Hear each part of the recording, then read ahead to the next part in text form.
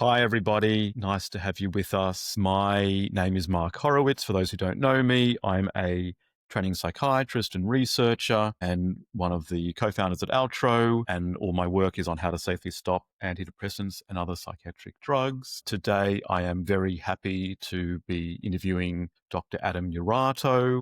For those who don't know him, he is a maternal fetal medicine physician in his hometown of Framingham, Massachusetts. He was born and raised in Framingham. It's working where he grew up, and attended Harvard College and Harvard Medical School. He did his obstetrics and gynecology residency at Mass General Hospital and Brigham and Women's Hospital. His maternal fetal medicine fellowship was at Tufts Medical Center.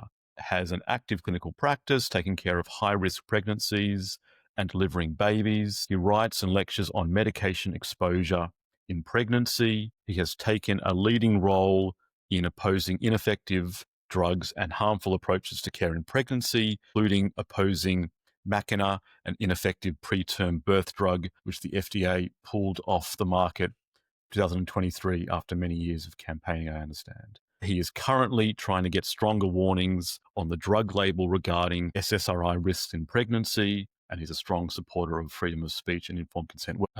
Adam. It's a pleasure to be here, to be joining you. And I guess I'd start off by thanking you for all of the great work you've done in informing people about this and sharing your own story and helping so many people with that. Thanks. And so I'm very grateful to your work on Twitter and elsewhere in the academic literature bringing attention to this light. I was going to say a couple of things before I start pestering Adam with questions.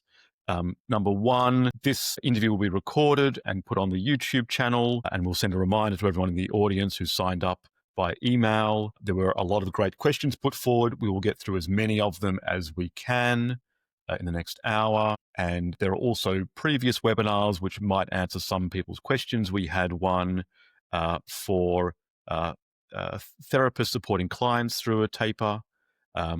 On our YouTube, we have another one coming up with Megan in October. We've covered hyperbolic tapering of specific antidepressants in previous talks. And if there's any missing, please let us know with a message in one of our YouTube channels, one of our videos. And in the future, we're going to have a webinar with Dr. Uma Naidu in October, which we will release details about later on.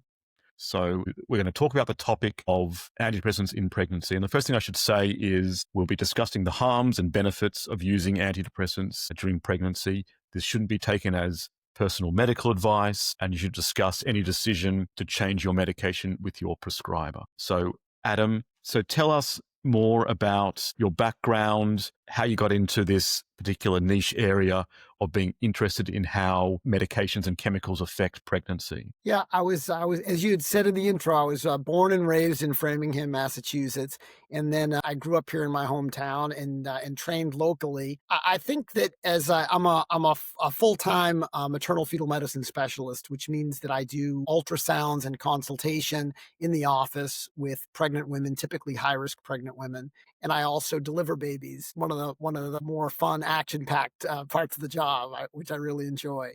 As I was going through my training, and this was in medical school as well as through residency and beyond, I was noticing a trend with my patients of increased medication use. And I like to make the point that, we modern humans are like the most heavily medicated humans ever to walk the planet. And I think that then has ramifications in pregnancy. And so I started taking an interest of the medication use in pregnancy and what these effects are. And I also felt like throughout my career, I've been a physician now for about 30 years. I've noticed increasing trends of increasing use of medications in pregnancy. And so I've taken an interest in what that's doing, and are pregnant women and the public being adequately informed about what the effects are and the limitations of our knowledge. Yeah. And actually, what proportion of pregnant women are on an antidepressant these days in America? Is it 8 or 10%? Yeah, you're asking a great question. The numbers are all over the place. It's probably up towards that 8 to 10% range. There was a study that came out of Tennessee by Cooper years ago that put the number at 13%.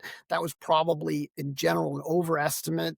Although it really is very much dependent on which population you're looking at, and it differs in different populations. But I think if you're looking to ballpark it, probably ballparking it in the 6 to 10% or 8 to 10% range is right. Okay, okay, and it sounds like it's creeping up slowly over time. You're sort of seeing that in your clinic. I felt like I've absolutely seen that. I think the academic, the studies, the research studies show that, as well as there was one that just came out this past Friday from Denmark that was showing it there as well. There was, I believe, a quintupling there. I'd have to go look at the paper. It just came out, but I believe it's a 5-fold increase there over time. Although in Europe, the rates tend to be lower, more in the 3% range versus the United States. Yes, we're a bit more cautious in Europe. Sometimes when I see your country, it makes me feel patriotic for England and Australia in comparison to what's happening in America, uh, for lots of reasons.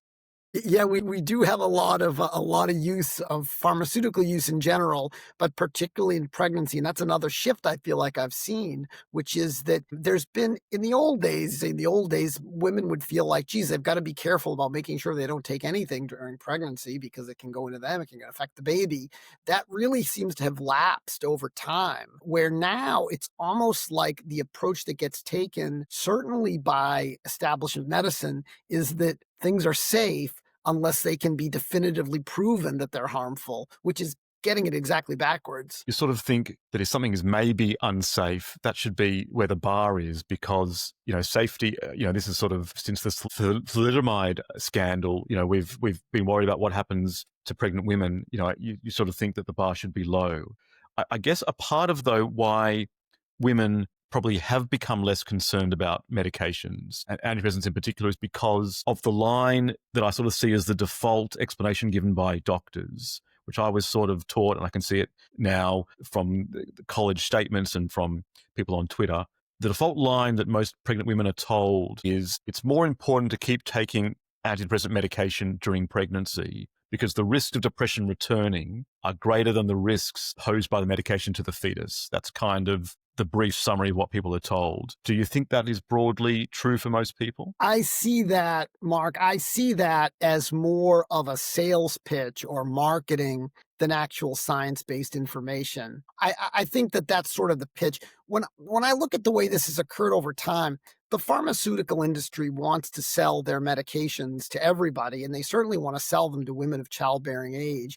In particularly, psychotropic medications are used heavily by that. That's a large use, is women of childbearing age. The pharmaceutical industry has a problem with selling to them, and that problem is pregnancy, because pregnancy provides an opportunity for women to stop medications or not to start the medications, etc. So I think that with their medications, certainly these psychiatric medications, the selling point is to make the argument that basically they have few risks, very little risk, and that they've got significant benefits. And even to kind of spin it to the pregnant woman, because a lot of pregnant women will feel uncomfortable. I don't want to take something that could be risky. They want to even spin it in a way that makes it sound like they're going to actually harm their baby if they don't take them, that they need to take them, making it almost sound like it's a vitamin or a supplement. You've got to take the pill. It makes you doing better. By you're doing better, the baby does better, the pregnancy does better. The truth is, though, that's much more of a sales pitch than reality. That's not what the scientific evidence shows. None of that. In terms of risks, there are significant risks. And in terms of benefit, the notion that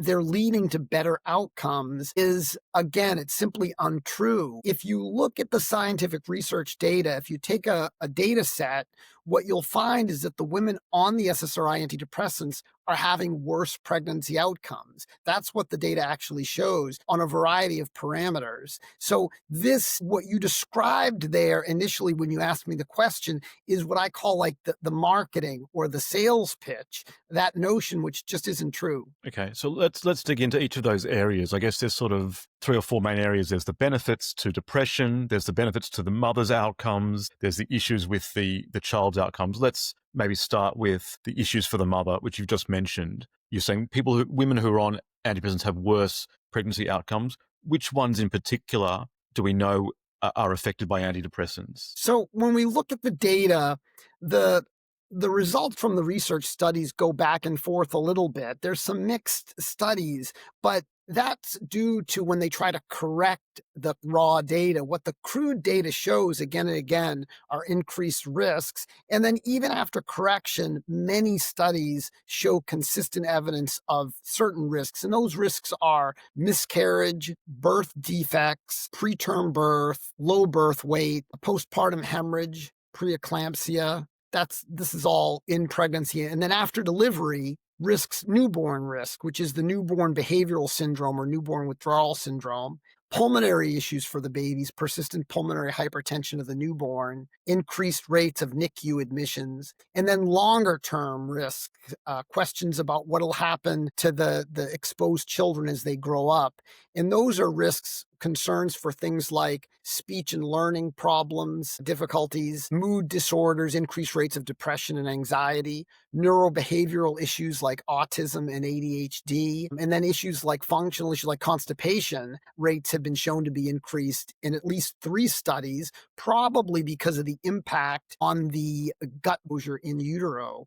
So you've got all of this evidence of these risks that's out there in pregnancy. So let's dig into that a bit. It's a long list of things. I might just pick out a couple of things to try to illustrate things. But first of all, I want to sort of understand what's being looked at here. These are studies where they're looking at a group of women that are pregnant, having children, that are on antidepressants, and a group that are not on antidepressants. And they're looking at the risks of all the different things you've mentioned. And when you use the word correction, you're saying they're trying to correct for levels of depression. That's the main, and other factors as well. Is that how they're doing these studies? That's right. So you take your data set and you say, okay, just crudely looking at it on a crude basis, you've got the exposed group, the group that's exposed to antidepressants, and then you've got an unexposed group not exposed to antidepressants, and then you can look at pregnancy outcomes. But people would argue with that and say, well, that's not really fair because the antidepressant group is different in other ways than just the antidepressant. They may be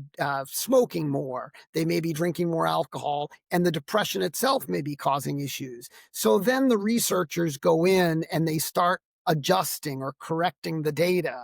And that's when you get results, which in many cases, if they're able to correct it enough with multiple different techniques or adjust enough, sometimes they can get the associations or the increased risks to where it's not statistically significant, and then make the argument that the antidepressants aren't associated with complications. But it's after adjustment, typically, when they try to adjust the data sets, looked at more crudely or rawly, looked at the raw data or the crude data, there's increased risk across the board in the women who are on the SSRI antidepressants in terms of these outcomes. So in other words, there's a few different explanations about why people who are on antidepressants might be in worse ways. They try to control for it.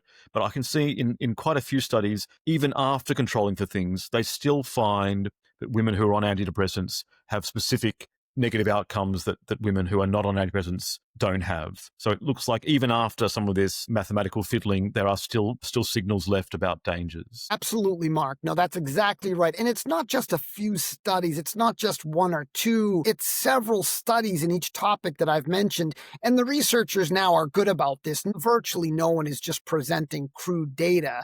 They're adjusting for things typically. They're adjusting for the main basic factors, age, BMI, smoking status, etc. But they're making those adjustments. And many of them, even after adjustment, are finding that the SSRI exposed group has increased rates of complications, miscarriage, birth defects, preterm birth, etc. Okay. And so let me just go into a few more. Some of those descriptions might be a bit unfamiliar to people. So I'm going to dive into a couple of them. You mentioned persistent pulmonary hypertension of the newborn, quite a mouthful. Could you explain what that means broadly? Yeah, the way it basically shows up is with respiratory difficulties, with increased pulmonary hypertension, which is blood flow to the lungs, and respiratory problems in the newborns. Now, that disorder can be very severe. Fortunately, it's not that common. It's on the range of like 5 per 1,000, something in that range. But it can be very severe, and it has been associated with SSRI antidepressants. But even outside of that full-blown diagnosis of persistent pulmonary hypertension of the newborn, and there is a warning on the FDA label for this, for persistent pulmonary hypertension of the newborn, but even outside of that condition, the rates of respiratory issues or respiratory problems are absolutely increased in the newborns who have been exposed to SSRIs. Okay. And another one that's sometimes mentioned is they call it, so they use kind of a jargonized term, they call it the neonatal adaptation syndrome.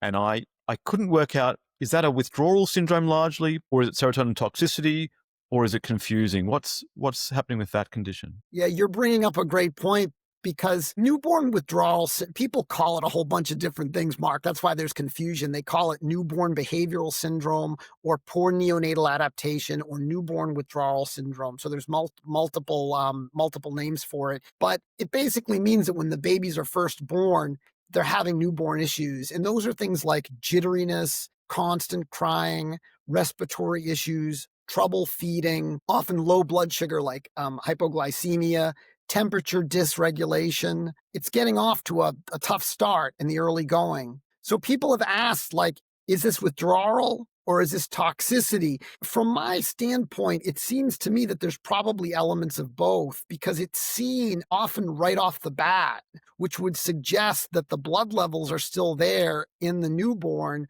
where they're not withdrawing yet. The other clue to it, to toxicity, is that we see some of these effects in utero. So there's a few studies out there. There's a study by Mulder from 2011 and a study by Salisbury from 2024, where they did ultrasound studies in utero to look at the babies that were exposed to SSRIs. And what they saw in terms of movement and quiescence is that the SSRI exposed babies are moving more. They're more jittery. They're like agitated. And that's very similar to what we see with the newborn withdrawal syndrome or newborn poor neonatal adaptation. So we see that agitation, that jitteriness in utero, which is likely a direct effect from the drug. The babies aren't as quiescent as they're supposed to be when the moms are on SSRIs. Babies should normally be going through periods of activity and quiescence. And the quiescence should be quiet sleep, but the babies exposed to SSRIs in utero are having less of that. So this suggests to me what we're seeing after birth is toxicity as well as then moving into withdrawal as the babies are off the drugs for longer periods. Right. So it does make sense because antidepressants are notorious in adults for causing essentially jitteriness. You know, they can make you anxious, they can make you agitated, especially as a young person. They disrupt sleep. So you're sort of saying the same things happening to babies, that maybe they're not having the same restfulness or sleep, you're calling it quiescence, and they're coming out already a bit grumbly because they haven't had that kind of normal cycles of wake and sleep, or whatever the equivalent is for a growing fetus. I think that's right. I think that's, you described it well. Right. And so I find that slightly disturbing. You know, as someone who's gone through withdrawal, I know it's very unpleasant as a sort of grown man, or ostensibly. I can imagine it would be even worse if you're a sort of defenseless child as your first experience, I guess, coming out into the world. The other thing that makes me think of is, you know, many people that have listened to Outro's talks or me talk, you know, there's a thing called protracted withdrawal syndrome, where it's not just a week or two of symptoms of headache and dizziness, but there's, you know, evidence of months or even years of trouble afterwards. And people sort of think there's been an effect on the brain. You know, is it an injury? Is it just protracted withdrawal effects? But there's something that has effects on people's behavior and thought and emotions for years. Could that be happening to newborn babies? Yes, I think you're asking a very good question. And this, Mark, is something that's really bothered me about the response after the FDA meeting that we had on July 1st, is that many SSRI advocates have tried to downplay what this newborn withdrawal syndrome is and what it might represent. To say, well, it's just a little bit of a little rocky start and then everything is fine. But I think that's really dismissing what's going on, as you just described there. There are studies that show, there's a study done by Salisbury again, who's done a lot of work on this, in 2015, who showed that if you look for symptoms, you can actually find them even a month out. She did her study on newborn withdrawal syndrome, looking at issues a month out and was still finding symptoms. cycles. So this is not necessarily just 1 or 2 days, 12, 24 hours. This can be impact on the developing baby's brain that then is then reflected during the newborn period.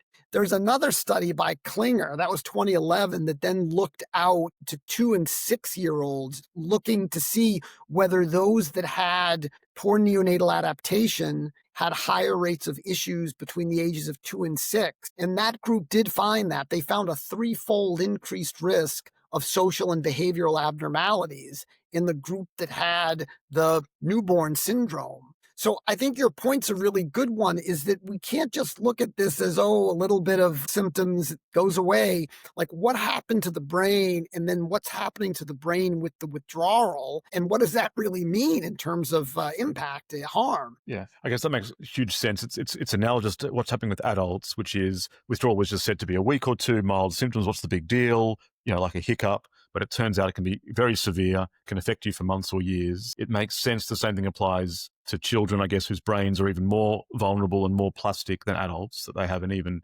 stronger effect. And I guess you're also bringing up that issue of there's both exposure to the drug and the harms that can produce, as well as withdrawal from the drug. So you've got kind of a 2-hit model.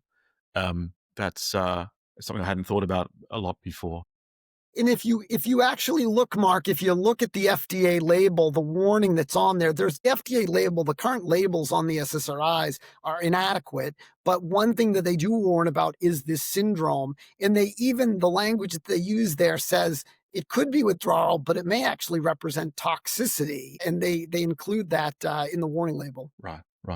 Okay, just throwing it in there.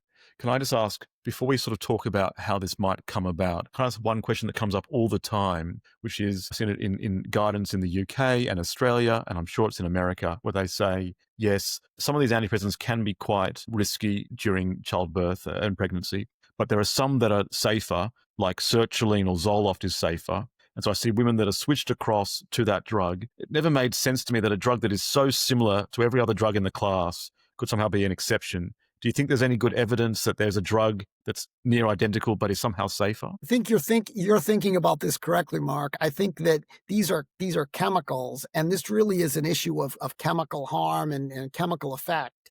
And I think that chemicals in this class, we know, I always go back to sort of thinking the theoretical model or the thesis, which is that if serotonin plays a crucial role in fetal development, which it does, and if the SSRI antidepressants disrupt the serotonin system, which they do, then the SSRIs must be disrupting fetal development. And that would apply, that model that I just laid out there would apply whether it's Zoloft or Paxil or Prozac or whichever drug that you're talking about. It's really just a chemical issue. I do think, though, that there is a difference between them when they've tried to tease out which ones are safer or which ones cause which problems. I think that the picture really gets mixed. Paxil gave a clear early signal for birth defects, in particular cardiac defects. That was picked up, that was recognized. Some of the other ones seem to cause different things. There's a suggestion that citalopram or Celexa may have more of bone issues in terms of craniosynostosis, and there's been study in that area. But I think we're not yet at a point where we can really say that there's a safe or which one is safer. Zoloft has been associated with birth defects. Zoloft has been associated with the whole list of pregnancy complications that I listed. It's interesting because there's actually a paper from Brazil in 2021 where the title of the paper is something like Zoloft not as safe as we think, or something like that, in pregnancy. And it's making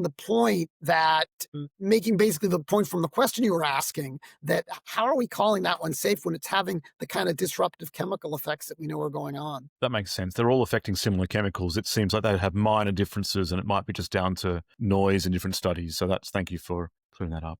But I guess that does bring us on to the general question of, you're saying there's signals from these large studies finding that antidepressants are associated with these different outcomes. I guess the question comes, how could they be producing this? Why would being on antidepressants during pregnancy have effects on the formation of heart, social development? You talked about things years later to do with anxiety, depression, and socialization. Why would that come about with using antidepressants during pregnancy? Yeah, this really goes back to the chemistry of it and the chemical effects. And one thing that I've been disappointed in this area, another thing I've been disappointed is that chemical effects or talking about chemical toxicity has largely been absent from the debate on this. You can read these academic papers or you can hear what the professional medical societies have to say. And often they never mention the word chemical or chemical toxicity once. But really, that's what all of this boils down to, is an issue of chemical toxicity, an issue of chemical harm. So your question is, how does that work? It really gets to the serotonin system, which plays this crucial role in development of the embryo, in sustaining the pregnancy, in development of the fetus. We talk about the development as early as an embryo and then as a fetus, but this development is critically dependent on the serotonin system. And it's not just the brain. It plays a crucial role in the development of the heart. It's got lots of serotonin receptors in the placenta. It plays a crucial role in the placental system. There's a placental serotonin system in bone development. So all across the board, this serotonin system, which has been worked out in mammalian biology for as long as there have been mammals, this is an absolutely crucial, essential, and finely tuned system to develop for us to grow from sperm and egg up to a full-born human. And so when you're exposing a baby that's critically dependent on these systems to these chemicals which disrupt the serotonin system as well as other things, you'd expect to see these effects. So early, you see miscarriage. Early, you see birth defects that are caused by early hits. And then as you progress through the pregnancy, other complications, preterm birth, likely because of the impact on the placenta and other areas, low birth weight, etc. They can have widespread effects, and it's because they're disrupting these systems that are so crucial to development. Yes. So I'm getting flashbacks to my embryology courses, which is 20 years ago. But I remember, that, yes, so you start off from a single cell that turns into 2 cells and then 4 and then 8. And that there are little chemicals that signal that tell this side of the body to turn into the right-hand side, this to be the left-hand side, now grow the brain stem, now grow legs. And I think I remember that if they put chemicals in a certain place, you would get two legs on the right-hand side rather than an arm and a leg, and you'd have the genetic problems that caused different chemical signaling would affect the embryonic development. And I guess what you're saying is serotonin is one of those signals, and having an abnormally high level of serotonin sends cellular development down the wrong pathway or potentially down the wrong pathway. And I guess the most obvious manifestation is when the heart malforms. You can see it on an MRI. But I guess the other question, and I think it's obviously an issue. Obviously, heart malformation is obviously a huge deal, but it's rare. I think you'll correct me, but I think it's 1 in 100 women without antidepressants might have a heart malformation. And in studies on paroxetine or similar drugs, it may be as high as 3. So it's an increase, but still a very small amount. Is that about right, the numbers? Yep. Yeah. I think you're giving the ballpark numbers correctly. Yep. Yeah. But then it makes you think that's such a gross abnormality. What about more subtle abnormalities? And you've mentioned things like social development and emotional development, which is, maybe the brain is not in the wrong place because it's not such a gross thing. But what if, the cells are forming, or the different, lobes, or the way they communicate is slightly abnormal? How does that play out in terms of emotional and social development, which are obviously, much more fine-tuned things in the way that your heart works? Yeah, I think you described that really well. The serotonin is not just a neurotransmitter. It's, especially in the embryonic period, fetal period, it's a cell-signaling molecule. So it's signaling where things are supposed to go, where they're supposed to be laid down, how things are supposed to develop. So it would be like, I try to use different examples. I love all the examples you give in your talks. I try to come up with good examples, but it would be like in a city with crowded traffic system, having all the lights, the traffic lights going haywire. The cell signaling, the signaling would be off. It would lead to gridlock and chaos in the city. And so I think of it similarly, because serotonin is functioning as a signaling molecule. Early along, just as you said, you've got it telling the body where things should be on the right, where things should be on the left. Mark Levin did a great job, actually, in his FDA presentation on July 21, his 5-minute presentation on cell signaling and on laterality, and how serotonin serotonin controls that. And so if that's off, you could see where it would result in a birth defect. Also, you can't just look at birth defects. You also need to look at miscarriage with that, because if the birth defect or if the hit to the embryo is severe enough, it could result in birth defect. It can also result in loss of the pregnancy. So those two groups together sort of can be thought of as additive of an early embryonic hit. As you move forward, though, you're right. It's not just structural problems for the baby. It's things like how the brain gets wired. I believe the brain has about 100 billion neurons with like 100 trillion connections. I'm not sure if those numbers are exactly right, and those connections in neurons have to be set up and guided in a certain way. And if you're disrupting the systems that guide that by disrupting the serotonin system, by taking SSRIs, you can see where that's going to lead to downstream effects. And we see that with social and emotional. It's easier to look at this stuff with the animal studies. For example, when they expose pregnant mice and pregnant rats to SSRIs, we find that the offspring behave differently.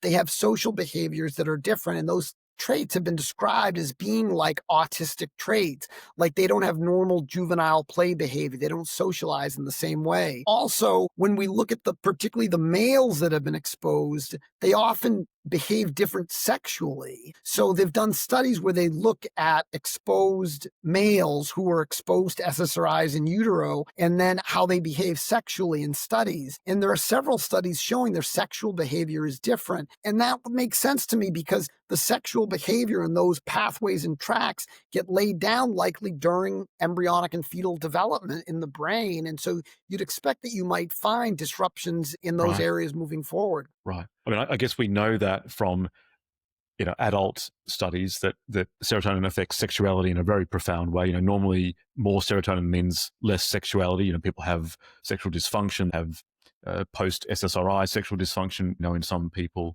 we know that antidepressants during sexual development probably affects the normal trajectory of that from animal studies and human studies. And you're saying, of course, it makes sense that that would be true even for fetal development. Can I ask what sort of the abnormalities in males that have been exposed to SSRIs, what sort of abnormalities do you see in these studies? Or is it just general abnormality? You're talking about in terms of sexual behavior, or you're talking about across the board? The sexual behavior in particular. Yeah, the way they do these sexual behavior studies is they put them in a cage with, I think they call it an estrus female or a few estrus females. They put the male rat in there with fertile female rats or fertile female mice. And then what they're looking for is how they're performing sexually. So how often they mount. I think the three main things that they're looking for are mounting, they call it intromission, and ejaculation.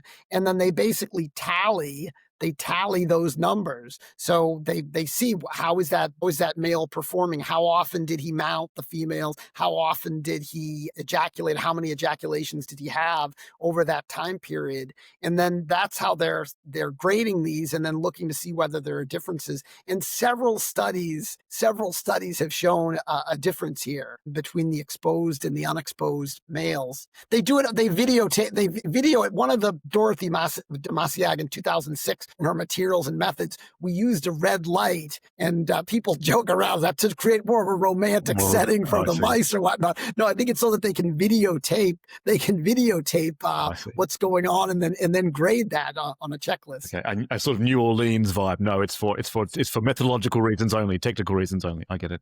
Okay, that's right. Sorry. She didn't mention for using romantic music or anything like that. Okay. I'm glad you made a joke then, because that's helping me to stop from freaking out listening to you. Because I mean, I know, I don't know what the details are. I know that a colleague of mine he wants to do a study looking at the association between asexuality amongst adolescents and young people and exposure to antidepressants in utero. And you're sort of saying he might find an association.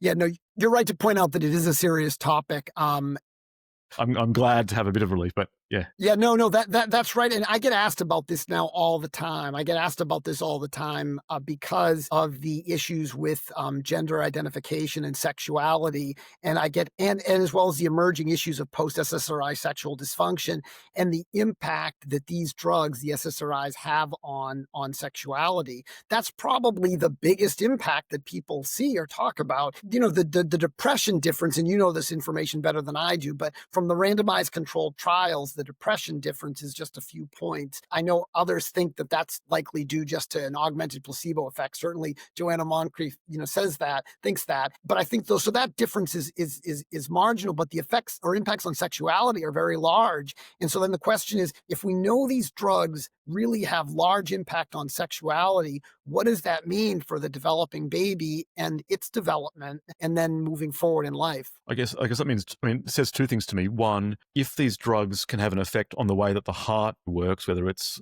the four chambers working the right way, it makes sense that it could affect a much more subtle, much more complicated system like the sexual system. So that makes sense. And also, Absolutely.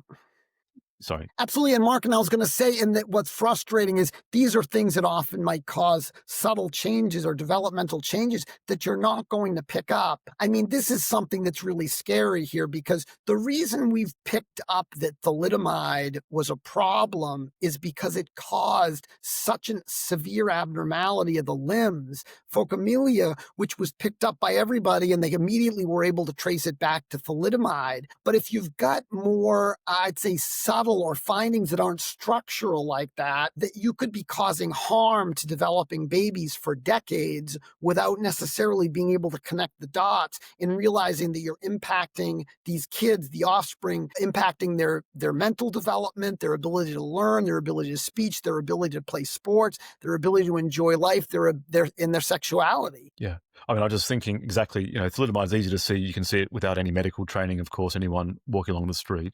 But I was thinking the FDA is clearly not doing studies where they look at, for the next 10 or 20 years, what is the sexuality and emotional development of the offspring of these women. That doesn't exist. No one does those sort of long-term regulatory trials. So you wouldn't see it because it's not obvious.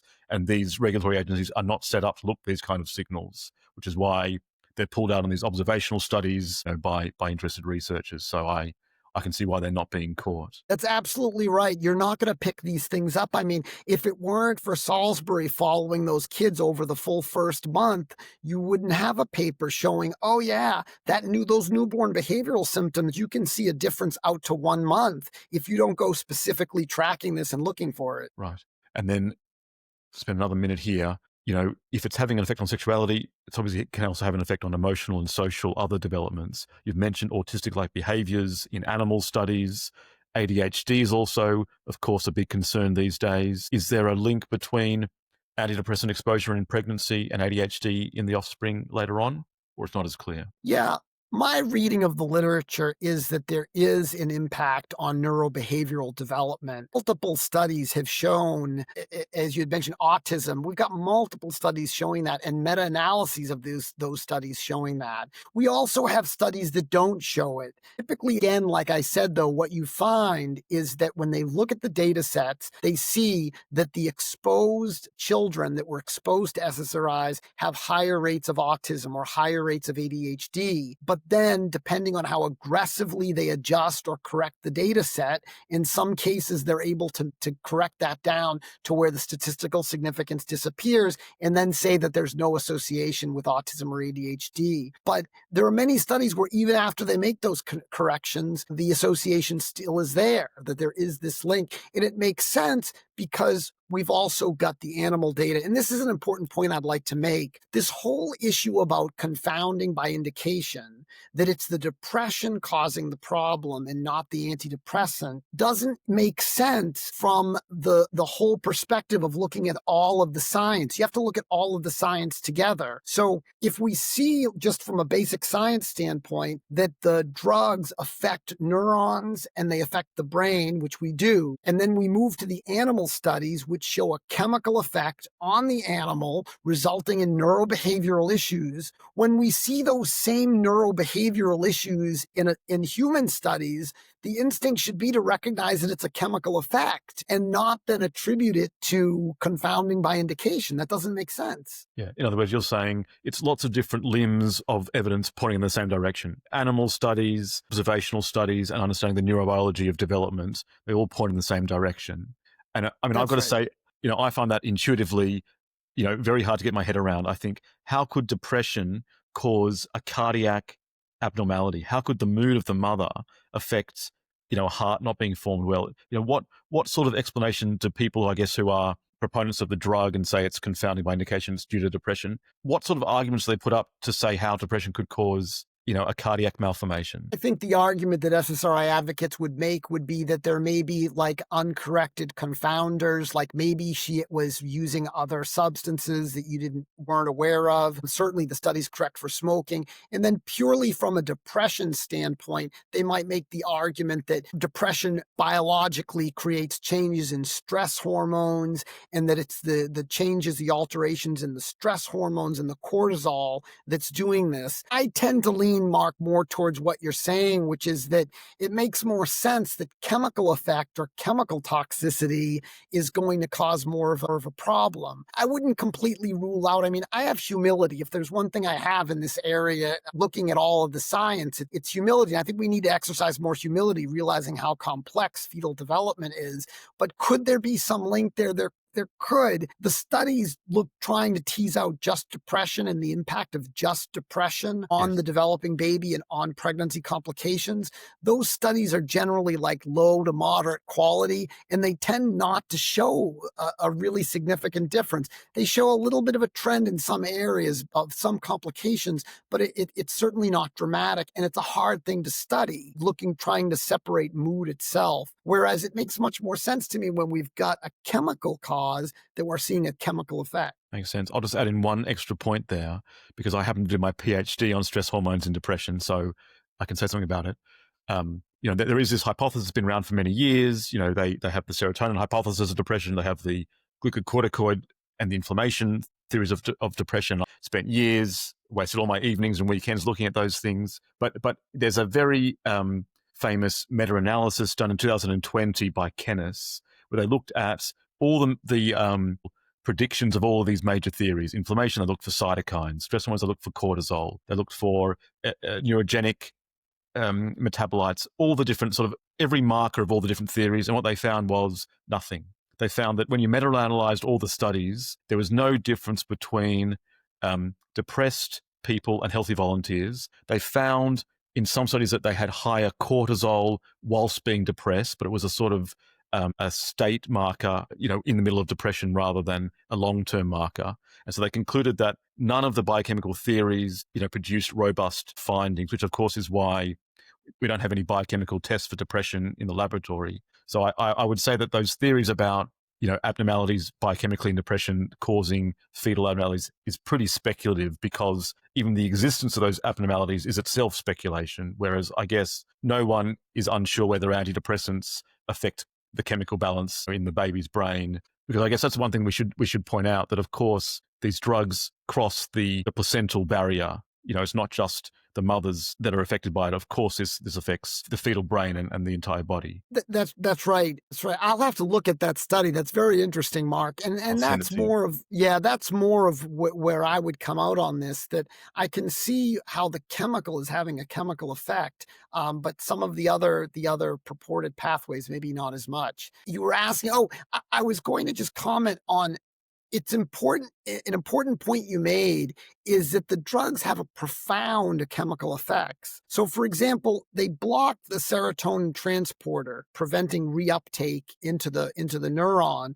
But they also block the serotonin transporter, for example, that exists on platelets. So you can take platelets from a patient that's taking SSRIs and compare them to patients not on SSRIs. And there's a recent study that did that, and they found a 14-fold reduction in platelet serotonin from those who are taking SSRIs. So 14-fold. This isn't cutting it in half. It's not a minor effect. It's a huge effect. This is a huge biological effect that we're seeing.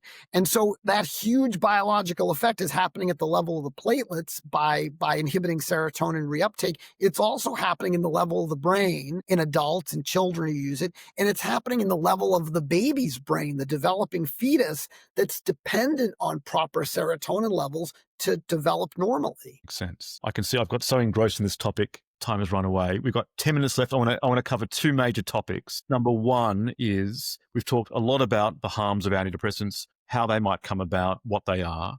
People will say that makes sense. Dr. Urato, thank you. But of course, depression itself is a very unpleasant state, and not good for a pregnant mother. So I want to ask, do antidepressants prevent depression in pregnant women? Do they improve outcomes for depression in women? Does that, lead to better child mother bonding? Talk a little bit about what do we know about the benefits of antidepressants to make sure we're being balanced here? Yeah, I think at this point, I would like to just say that a lot of times my main focus that I try to focus on is the scientific questions of what are the risks of these chemicals, these SSRI chemicals, what are their risks? And is the public being adequately informed about their risks? Do they impact pregnancy, and do they alter fetal brain development? And so I think this scientific question, the answer to those things is yes, they do cause pregnancy complications, they do disrupt brain development, and the public should be aware of it.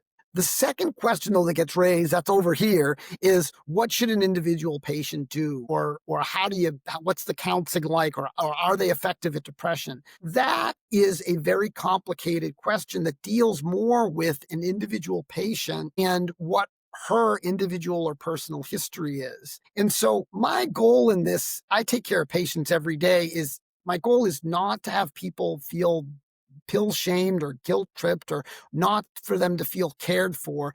I always say that I think pregnant women with depression or women of childbearing age with depression need compassionate care. And so you don't have compassion. And part of compassionate care is actually adequate counseling. So to get back to your question, what is the evidence that they're beneficial in depression? You could talk about this better than I could in the non-pregnant population, which is that it looks like from the randomized controlled trials, bring a minimal difference in terms of a benefit in depression. Those studies haven't been done in pregnancy, so we actually don't have data on that. In terms of the outcomes, are they benefiting outcomes? The answer that we have from numerous data sets is no. And as I started with at the start of this talk, the idea that you treat the mom's depression, you improve her mood, that improvement in mood leads to all sorts of better pregnancy outcomes just isn't reflected in the actual scientific evidence. We're not seeing improved outcomes in the SSRI group.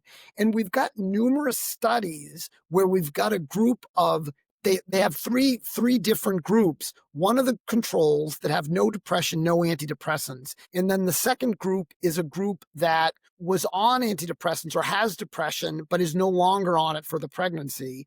And then the third group is depressed on SSRIs. And it's the group that's depressed on SSRIs that in study after study essentially has the worst outcomes. So this notion of we're treating depression, we're improving outcomes, as I said, it's just simply not accurate. And it's more of a sales pitch than actual.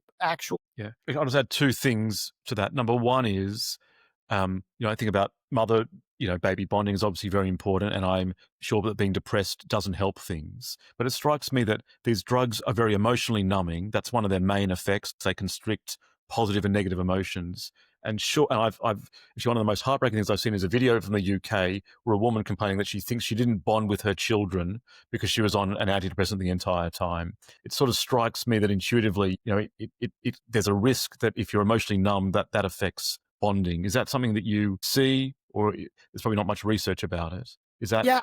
I think absolutely. It gets to the point that how we behave and who we are is very much dependent on these neurotransmitters and on how our brain is functioning. And you're right. I mean, how maternal mom-baby bonding occurs after birth is likely very complex, worked out over years and years, right? How that bonding works. And it works through these mechanisms, these systems in the brain of serotonin, et cetera. Could being on an SSRI disrupt that? I would say, yeah, absolutely. If serotonin is playing an important role in mom baby bonding and you're disrupting that serotonin system, I think you could absolutely disrupt mom baby bonding for sure. Yeah, it makes sense. And the last thing I'll say is the evidence that people that are proponents for the drugs put forward for continuing during pregnancy is based on discontinuation trials in pregnant women, where they take pregnant women who either stop or continue the drug, and they show that people that can stop the drug have worse moods than people that stay on the drugs. And this is very familiar from the other adult studies because they take women off the drugs very quickly, often in a few days or weeks. They don't distinguish withdrawal effects. And they say that because of that, women should continue on the drugs. To me, those are very misleading studies because, as an analogy, you say, well, if you quit smoking, you feel worse. You conclude from that you should continue smoking if you didn't think about withdrawal effects. So the evidence for the use of antidepressants in pregnancy is very methodologically flawed, and I don't think it presents good evidence for preventing depression. So I think that adds into this, harm-benefit ratio. Oh, that's absolutely right. On the drug label, they quote the Cohen study from 2006. The Cohen study from 2006 looked at, I believe, 201 women in two different groups, and the ones that stopped the SSRIs had higher recurrence of symptoms. But in that study, they never once mentioned the word withdrawal. That word never appears in the study. Any symptom that occurred was attributed to recurrence of depression. Yeah. Okay. Huge flaw. So the last few minutes I want to talk about is bringing all this information, and you've already started to talk about it. If there's a woman in front of you, I want to talk about when should women be thinking about these things, number one. What are the sort of considerations that a woman might think through? So, I guess there's two different groups that I'm thinking of. One is, a 25-year-old girl who's not thinking about having a baby in the next 5 years. And then I guess there's someone, I don't know, in their early or mid-30s that is thinking pretty soon. What's the sort of discussion you might have? Actually, you might not see these people. I guess they walk in, they're already the next group. So I guess what should we be doing as doctors in general? What should people be aware of? What do you say? Big Yeah, question. this is where like the rubber meets the road. And again, as I was saying earlier, I make this scientific point that I think the drugs are causing these harms that the public needs to be aware. But then people reasonably ask, well, what about the second issue or the other issue, which is how do you actually counsel patients in the office? So the point I try to always make about this is that this message that I'm trying to get out there, the concern about risks, the impact on the developing fetal brain, the pregnancy complications, really is a message that needs to get out to women of childbearing age and the doctors that take care of them and to the general public so that there's an understanding. Part of that is because, as you very well know, the drugs can be very difficult to come off of. Decisions made at 25 years old, that case you just presented to me, she's 25, she's not pregnant, and then a decision gets made about starting her on an SSRI, and pregnancy really isn't on the radar. But then she might find herself 10 years down the road at 35, getting ready to have a baby. And now she's being faced with these questions, with these issues about risk. And so I think it's really imperative for all of us as a society to make sure that there's general awareness about the impact that these drugs have in pregnancy. I see this actually every day in my office. I mean, this is a common scenario for women who were started in college or in high school or after college, where pregnancy really wasn't a consideration. And then they just were continued on the drug. And now they're having to make these decisions about that. So it really, my whole point and the discussion on this really is something that needs to be done with women of childbearing age. By the time someone sees me, and I do preconceptional consultations, and preconceptional consultations, I would say, is the way to go for women to go in, get seen, understand these issues, and then make up your decision about what's best for you. When I see women in that category, I would say that the quit rate or the desire to come off is probably somewhere around 50-50. When I see women who are actually pregnant, that balance of risks and benefits completely changes, because now you're talking about dealing with the issue of withdrawal, which really, really creates a conundrum for the patient, because now it's a question of the risks of the chemicals to mom and baby, but also the risk of going through withdrawal for the mom and the benefit of avoiding withdrawal during this time. So that becomes much more complicated for patients. And I often first see patients at 12 weeks or 20 weeks for their survey ultrasound. And in that scenario, I would say the majority decide to stay on their medication because of these issues, which you can touch on, of withdrawal and the challenges of that. Yes. Yes. So in other words, if they had worked it out 2 years before, they would have come off slowly in a way that wouldn't have caused them trouble. But in the middle of it, it's sort of too much trouble. I say that all the time. So I get the importance of talking about this. I mean, this should be talked about when people have started on the drug at 15 or 18 or 20 or 25. So they can make plans. They might want to stay on the drug for a year or two, but then they have time to come off it and they're not kind of caught in this dilemma. Because I guess it must be very upsetting for a woman who's 12 weeks pregnant to hear she's on a drug that may have all these effects on her child coming, her newborn, and not be in a position to make a difference about it. Must be. Yeah, I think there's a sense of betrayal. I was asked that question in a prior podcast. I think there is a sense of betrayal, feeling that I counseled about this. And I'm wondering, I don't take care of, very many non-pregnant patients. I do preconceptional consultations, but to what extent do you think this is on anybody's radar when they're being started on these in high school, in college, beyond? Are people talking about fertility, impact on the pregnancy, the chemical effects? I suspect not. I think people give a very cursory overview of the harms. They barely mention withdrawal. I think they say you'll have a bit of headache and dizziness for a couple of weeks, it'll wear off. I think that they're mostly being downplayed. I won't speak on behalf of all my colleagues, but I think it's because of this reassuring message that is pumped through education. That these drugs, are safe in pregnancy and shouldn't be a worry. I think that makes people very complacent about it. I also sort of wonder that whether this chemical imbalance story also plays into things, that people think they're normalizing chemistry and that gives them a sort of complacent heuristic that these drugs are probably not that harmful. I wonder if that's sort of underlying people's understanding of these drugs as well. I think that's a great point. This notion that they're correcting an imbalance and that they're actually normalizing the body, which gets to there was a point made at the FDA meeting about how they're like insulin, which is, normalizing the blood sugar. And if patients in the public are looking at it that way, they're not understanding actually what is in fact going on and the chemical disruption, chemical harm aspect of it. Yeah, I do, exactly. I think that insulin for diabetes sets up great complacency, because that sounds, you sort of think insulin can't be bad for a newborn if you need it as a diabetic.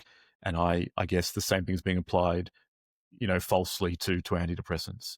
And does the duration of psychiatric medication use pre-pregnancy have impact on pregnancy, birth complications, or developmental concerns? Great question. And I think it just hasn't been well enough studied. Is it causing an impact if a woman's on them for 6 months versus if she's been on it for 16 years? Probably there are some changes in the mom that have taken place. So I'd answer yes, likely there.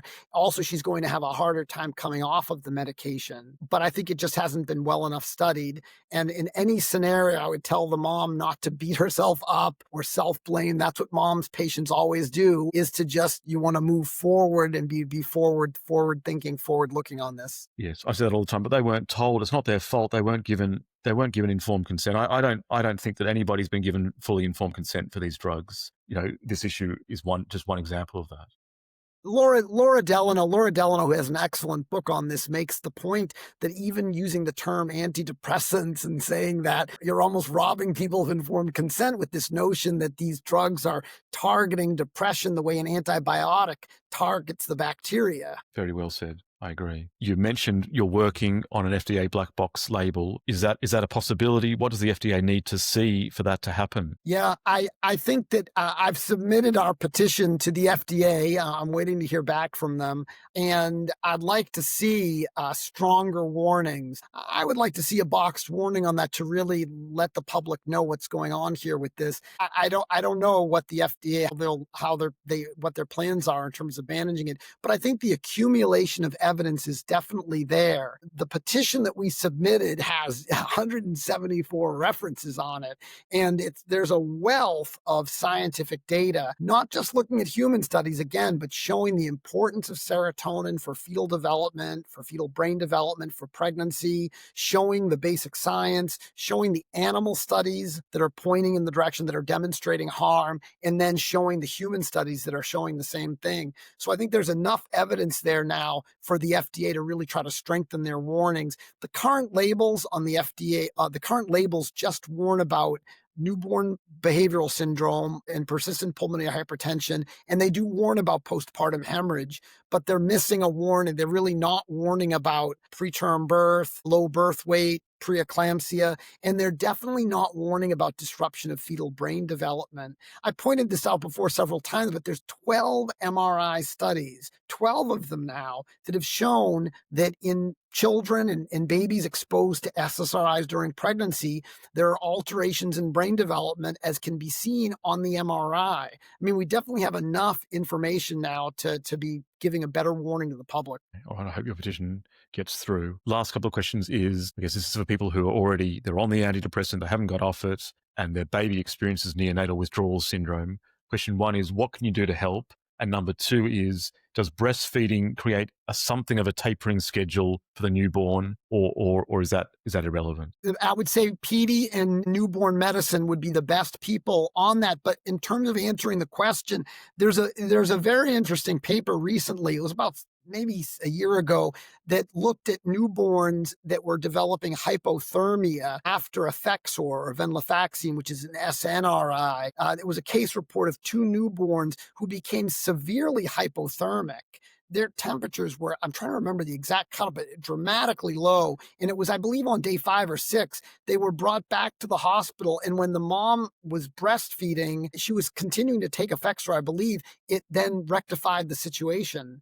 I'm trying to remember the exact timing of that, but I think in that scenario, those babies were going through withdrawal and were becoming hypothermic and having difficulty with temperature regulation. So I think that can have an impact. Is there anything that we haven't covered that you wanted to say that you think the audience should know about? I think the big thing here is that I'm trying to get the information out to patients and the public, but that it's not trying to guilt trip anybody or pill shame them or make people feel bad. As I said earlier, pregnant women and women in general, they blame themselves for everything. And that's definitely not what this is all about.